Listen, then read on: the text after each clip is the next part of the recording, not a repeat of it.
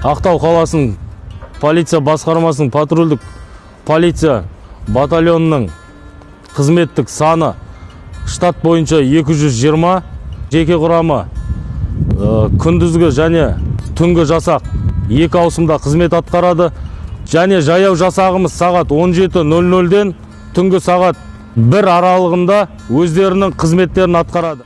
Мен патрульдік полиция батальонының қызмет инспекторы, полиция лейтенанты Төлесінов Арман Рафикұлы боламын. Қызмет барысында әртүрлі жағдайлар болады, әртүрлі қызықты оқиғалар болады.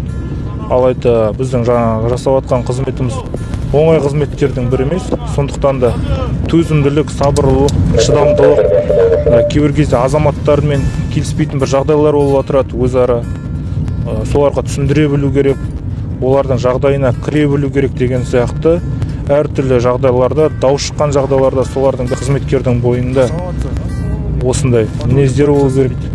Қызметке осылай жеке автокөлікпен түсеміз. Күнделікті қызметке өзінің кестесі шығады, яғни кешке уақытқа қарай кім қай шағын ауданда қызмет атқарады, кім қандай жасақ болып түседі деп, соны таңертеңгі саптық жайында командирлеріміз бізге жеткізеді, тексереді барлық заттарымызды. Сонымен таңғы саптық жиыннан кейін осылай қызметке түсеміз.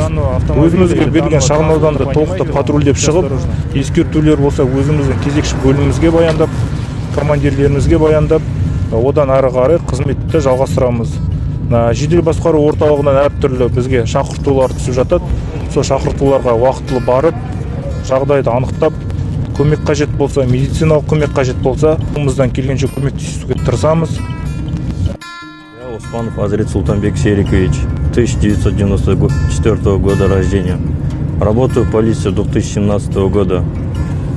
При несении службы в ночное время в основном предотвращаем общественно опасные деяния. Следим за порядком общественного порядка, обслуживаем вызова, которые поступают с Центра оперативного управления, передают нам по рации вызова. По месту прибытия докладываем обстановку, дежурную часть. Если административные нарушения, то сами принимаем решения. Если уголовные деяния, то докладываем дежурную часть и передается в это следственно-оперативную группу. Данную машину остановили за нарушение правил дорожного движения. При проверке документов выяснилось то, что водитель, не имеющий прав управлять данным транспортным средством, и тем самым машину выдворяем на штрафстоянку.